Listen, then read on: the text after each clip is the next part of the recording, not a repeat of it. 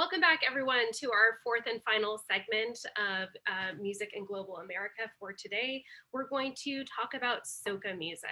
So when we left off, we were talking about calypso and how calypso intersects with carnival and all of the festivities in carnival. And soca ends up being an outgrowth of our calypso tradition. So interestingly enough, the label soca has a very interesting history. It was a term that was coined by an artist called Lord Shorty. And I thought it would be really nice to have Lord Shorty speak a little bit about the term soca and the history of soca. Let me go ahead and pull up our first listening example. Eddie Grant made a statement saying that he was the inventor of soca back in 1970 when he sang Black Skin, Blue Eyed Boy. I was talking with Chokdas just last year, and he refuted that adamantly. Now, let me hear it from the horse's mouth. Well, I mean, if Chokdas could do that, how much more for me? Um, Eddie Grant knows absolutely nothing about soca. What Eddie Grant said he did was combine soul with calypso. That is not soca. Soca is a combination of East Indian and African rhythms. The beginning of the whole thing was the purpose of soca in the 70s, as a matter of fact, is about anywhere around 69 to 70. But the purpose was to bring the East Indian and the Africans in Trinidad together. So there was a combination of the two main rhythmic structures in Trinidad to create a sound that would be totally Trinidadian. Let us call it a Douglas rhythm, so to speak. And it is not soul as American soul, but the soul of Trinidad, the soul of Calypso, the inner man, the depth, the beauty of Trinidad that has come out into the music, not American soul and calypso. That's a total misunderstanding, wrong definition and everything. You mentioned East Indian as one of the mixtures in the music. Would you do Indrani today? No, I would prefer to do. But you understand where I'm coming Yeah, from? no, you see, let me tell you, Indrani was that. It all started with Indrani, right? In 1971, it began with that idea. What happened in 1971 when I did Indrani? I recorded it in 1972 for 1973. I tried to combine the East Indian rhythm and the African rhythm together. I didn't have a name, but I knew I had something. The following year, I did my first album called The Love Man, and I did all the songs on the album, 10 songs on the album with the Dolak. And everybody started condemning me. Oh, I'm trying to play Indian, I'm trying to mix the Indian music with the calypso, and it can't work, and da da da da da. So the album failed in sales. So what I did the following year, all right, in 1974, when I went back to the studio, I did Endless Vibration. I took the rhythmic structure from the Dolak, and I put it on the drum set. So that nobody could say, I'm doing Indian music. So I just take the accent, put it on the drum set, and then I get a name, and I say, Soca, S-O-K-A-H. The K-A-H represents the East Indian influence. What happened with the spelling is that a guy called Ivor Ferreira, who was writing a thing for the Punch or somebody, he spelled it S-O-K-A. And I didn't fight it. I just left the S-O-C-A, right. okay, S-O-C-A as against S-O-K-A-H. It felt okay, so I had no problem with that. For me, it was a matter of rhythmic structure. And that's the current spelling that we use for that genre label is the misspelled SOCA. And not just a spelling. As long as it's conveyed soca, the soul of calypso, not soul and calypso. The soca music today, jump and wave, jump up and wave, jump and wave. Ever in your wildest dreams did you envision that this is where the soca music would reach? No, I didn't at all. As a matter of fact, I believe what God has done for me is take me out of it in 1977 when it began going in that direction. When we had Savage from Maestro and Sugar Boom Boom from Kitchener. That's when I came out of the whole thing. God has put me in a place where I can show people where soca ought to have gone. So when you listen to songs like Watch Out My Children, like Who God Bless, like Om Shanti, and some of the pieces that my children do, and you know that soca had a different direction to go and is going into a different direction. Regardless of what the world say, I know what I'm doing. And since I am the inventor of the music, I know that I can take it where it's supposed to go. And that's what we are doing here in Peparo. We have a workshop in this home, and we are building the music. What we are doing today is called Jamu, Jamoo, Jehovah's Music, because that's what I believe soca is all about. So to speak a little bit to that, currently there are way more genres of soca than I even thought imaginable. I'm going to pull up my lecture notes where I have a number of them listed. So our related subgenres, this is just a few of them: raga soca, chutney soca, we have afro soca, power soca, jump up soca, steel band soca, groovy soca, what is happening is they're all an outgrowth of the work by this artist who is speaking, Lord Shorty. So it might be good to start with exactly what his calypso into soca sounds like, because he was really a part of both camps. As soca came out of calypso, there's going to be a lot of crossover, certainly in terms of rhythms that we're going to hear, pacing, having something be relatively bright and upbeat, our instrumentation as well, steel pan, horn section, which is also includes saxophones as our sort of points of interjection. So let me go ahead and pull up one of Lord Shorty's masterpieces.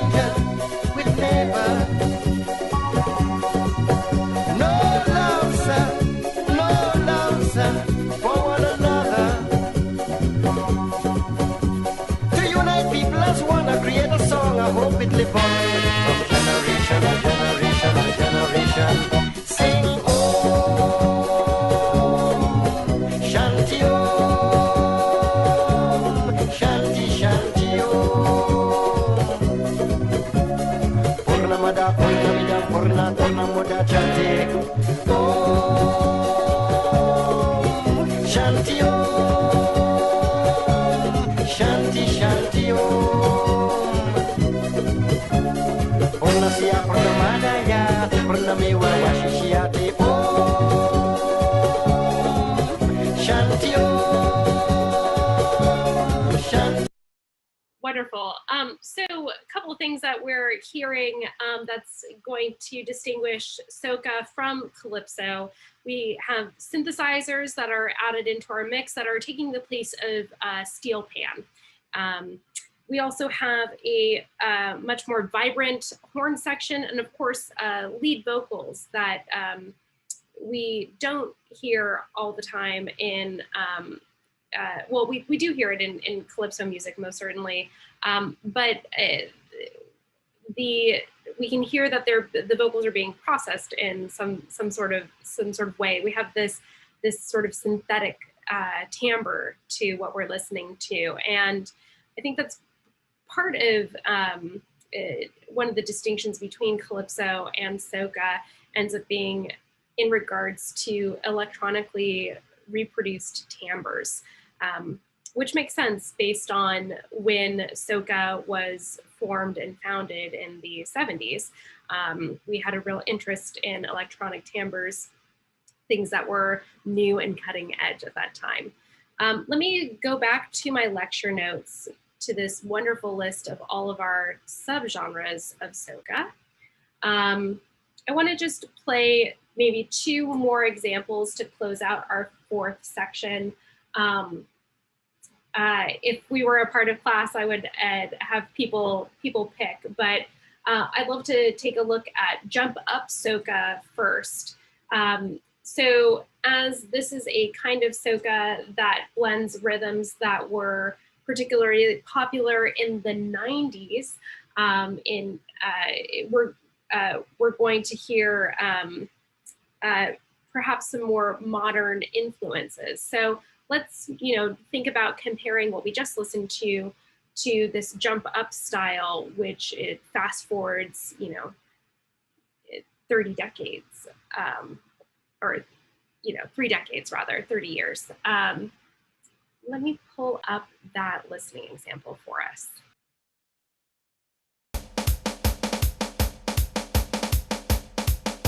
You ready for this carnival? You ready to go jam? Been waiting way too long for make we get in a session. Everybody put it up, just put up on no hand. Wave it all around because you know you come for jam. People jump up, carousel, jump up, turn around and jump up. Orange walk, jump up, in harmony we jump up. Billy City, jump up, in peace and love we jump up. Belmont Pan, jump up, we no afraid we jump up. Tangriga, jump up, Chobaba Namule, jump up, Punta Gorda, jump up, in Unity we jump up, all in the keys we jump up, Kikaga, jump up, San Pedro, jump up. Woo! This your boy Burn, the last standing devotee. No more waiting. We come for jam, we come for rum. No more waiting. Proud Belizean, make me see you raise your hand. No more waiting. All are we the one, proud Belizean. From Corozal to Orange Walk, Billy City to Belmont Pan, Kaya Toledo to Griga, Dan, you should have see the people jam. I'm talking about real culture jam, real Garifuna jam. From we around the lane, Punta jam. Inna the rain, Punta jam. Chubaba Namule, Chubaba, Chubaba Neto, Chubaba, Chubaba Nebuye, Chubaba, Chubaba no matter Chubaba, Chubaba Lido, Huraga Lewa, Pina, Hayo, Punta, Teigi, Toguda, Tuyuma. So a couple of the major differences that we're hearing here in the Jump Up style versus, of course, keep playing. Okay. In the Jump Up style versus what we just listened to, less diversity in the percussion section, most certainly. We hear a lot of emphasis on the drum set, and thinking about how this is pulling on some popular aesthetic interests in the 90s. It kind of does sound a little bit influenced by the 90s. Kind of sounds a little tinny even. The vocal part also seems to be influenced by more maybe modern styles, thinking about how some of these different subgenres coincide with other genres of music. In listening to the lead singer, couldn't help but think a little bit of System of a Down, which is a major cry from soca music, most certainly. But we have that kind of raspy vocal inflection that's happening. A bummer that we are losing the steel pan in favor of synthesized voices. But again, that's kind of a trend that we are going to see and hear in other areas of music as well, this interest in synthesized sounds. Last thing that I want to do to just kind of connect us back to what we were talking about in part 3 is that there's also a steel band soca tradition. This, of course, involves lots of steel pans using some of the more interwoven melodic aspects that divide soca music from calypso, which is ever so slightly more straightforward, perhaps. So let me pull up our last listening example for part 4.